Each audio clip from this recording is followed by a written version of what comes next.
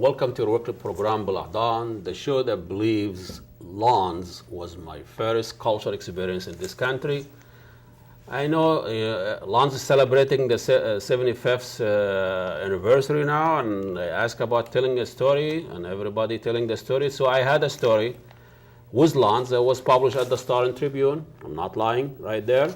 Today, this morning, about how Lawns is thanking everybody with different language or 30 years ago, and I couldn't find thank you in Arabic, so I went to the headquarters across from my apartment. I talked to the general manager. I said, why don't you want to thank me in my language? He said, we don't know how to say it in Arabic. I said, here it is. I wrote it on a piece of paper. I think it took about 5, 7 years, 10 years until I found thank you in Arabic on all the bags, shopping bags of Lawns. So if you see a thank you in Arabic on all the bags, that's my handwriting. And that's my biggest contribution for the American cultural experience. 30 years, if I've done anything, that was enough for me. I got Lawns to write thank you in Arabic on their shopping bag.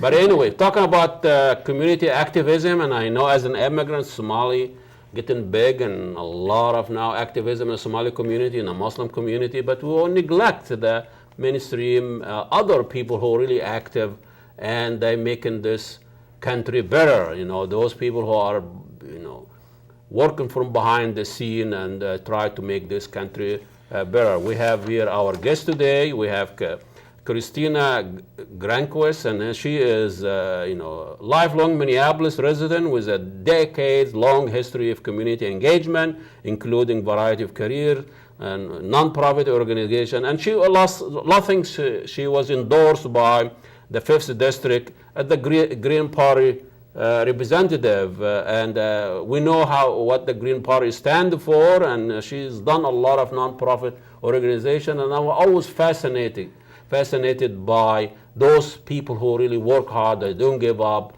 and they do these things behind the scene without any rewarding. Welcome to BelAhdan, Kristina. Thank you. I'm happy to be here. Thank you so much. I've seen you all over the places. Every anti-war, anti-violence, you are there. You have your sign, you have your groups, you've been with women against military madness. And other activity. And the last things you were doing was you were involved with the Green Party representing in 5th District. And tell us a little bit about how do you pick your fight? How do you pick your issues, and where did that come from? Okay. Well, obviously, I think I like swimming upstream. Yes. Because that's what happens to you when you run in a third party in the United States. I've been active, goes back to working in the anti-war movement in high school, and it continued through my 20s. I was involved in a political party called the Citizens Party in the 80s, which was kind of a precursor to the Green Party. It was a very similar third party movement. And then when the Green Party came to Minnesota or formed, I became very excited about the Green Party and their values and their, the work that they were doing, which for me connected just a number of issues that I had been working on. And those were peace issues, and those were issues of human rights. They were environmental issues. They were women's issues. They were anti-racism issues, and the Green Party, for me, provided a platform that was all encompassing of that political work. I was also, or am also, intrigued with the Green Party because it's a global party. And it's not an American thing. No, I mean, there's the U.S. Green Party, but there's the Egyptian Green Party, and there's a Green Party in Brazil, and in Sweden, and in Germany, and of course in Europe, where you have proportional representation, parliaments, etc., and also in some of the other countries, you can actually get in power.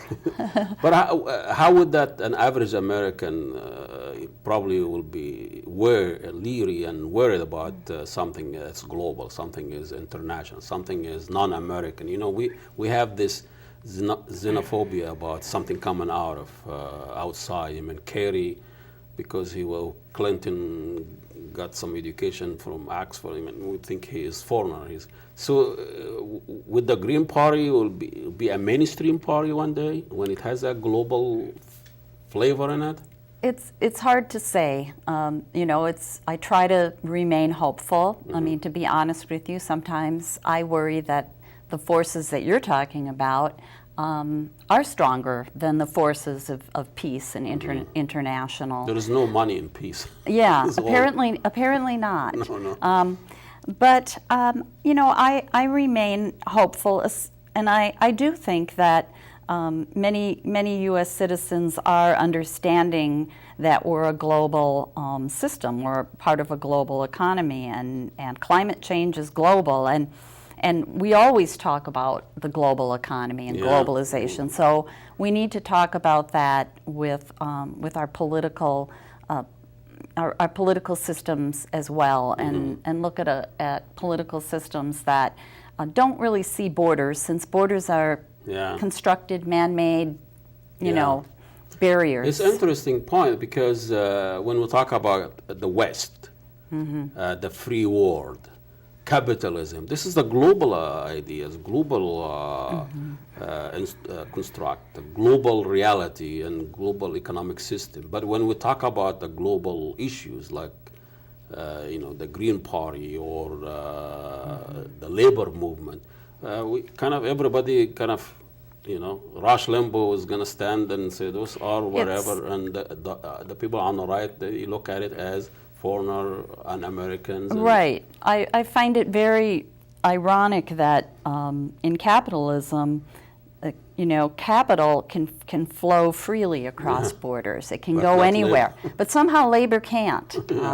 And that's something that the Green Party is challenging, and that's one of many of the Green Party issues, is looking at immigration and looking at the way people are treated here who are immigrants or who are new immigrants, and looking at the policies that we have right now in this country, which I think are very, very disappointing, with the way immigrants are treated and not and held in prison. It's a double standard. It's a double standard. If capital can flow freely across borders. We'll go to war to make sure the capital flow and the oil comes. Labor needs to be able to also have that freedom. I think somebody was saying we ask for labor and what we got are humans. How you celebrate labor from human, Right. So that's you have to adhere to those human needs and wants, and I think we're not ready to deal with that. We just need their labor, and they go back to, we don't want to take care of them or their family. Well, is this something about the American exceptionalism that is growing up, we're different, we're special, we carry on the new world, the free world, the others are the ones scary others, kind of... Yes, I mean that's a theme that's been pretty constant in U.S. history. That is something that the Green Party and other third parties, perhaps like socialist parties, definitely are going to challenge that view of American exceptionalism. And I think anybody just following foreign policy events right now, even not in a third party, is seeing that American exceptionalism and is being challenged and isn't the norm anymore. It's a holdout, but it's not. It's crumbling. We're such a kind of a liberal state comparing to the South or whatever, Alaska. How the Green Party? I mean, if the Green Party really has any future, we should start here. It should work. So how is our local Green Party? On so many levels, is that a representative? It's still extremely difficult because it's so hard to get the influence of money out of politics. And so even in Minneapolis, Minneapolis is essentially a one-party state, which is the DFL party. So it's it's very difficult. In my campaign, I ran in the 3rd Ward for City Council, and probably spent $5,000–6,000 max on my race. And the opponent who won, I think spent close to $100,000, actually an Whoa. unprecedented amount for a city council race. And there were, so that kind of money, which is advertising and it is contributions. The Green Party doesn't accept any corporate contributions or any contributions from PACs or unions or lobbyists or any of that. So we put ourselves at a disadvantage in a system that's political system that's ruled by money. Yeah. Ethically, we're at a high advantage, and Good luck so with that. I can sleep at night, but it's going to be very difficult But you have for to me work so hard in the daytime. That's right. That's right. Well, let's take a short break, and I was in Egypt a few weeks ago, and also talked to some. طبعا لان تقريبا 70% من الشعب بينزل يصوت يستجيب لدعوه التيارات الاسلاميه، سواء بسبب الخطاب الديني لان احنا مجتمع مفترض ان هو مجتمع محافظ ومجتمع متدين، او السيسي والجنرال اللي بيخوض انتخابات محسومه يعني مسبقا والقصه خلصانه. هو انا شايف تحديدا ان الاشكاليه ديت كانت اكتر اشكاليه ضرته في اليومين اللي فاتوا مع بدايه الاستحقاق الانتخابي اللي حصل في البلد. السياسيه الثانيه حركه زي حركه 6 ابريل، حركه جماعه ضغط ليها توجه مدني، توجه علماني، ومع ذلك مقاطعه بسبب اعتقال قيادتها. مرشحين الرئاسه السابقين على الاقل يعني البارزين منهم زي خالد علي او الفتوح. خالد علي معروف ان هو بتوجهه يساري. الايام نفسها في وسط الاسبوع، مش مثلا اول الاسبوع او اخر الاسبوع، ممكن ناس كتير جدا تقدر انها تاخد يوم اجازه. ممكن يعني قلت درجات الحراره الناس كتير جدا اتكلموا فيها، لدرجه ان احنا النهارده يعني انتظرنا قرار جريء من سعاده الدكتور محلب ان هو يبقى في قرار مجلس الوزراء تخفيض درجه الحراره بكره يعني. طيب انت نفسك رحت انتخبت؟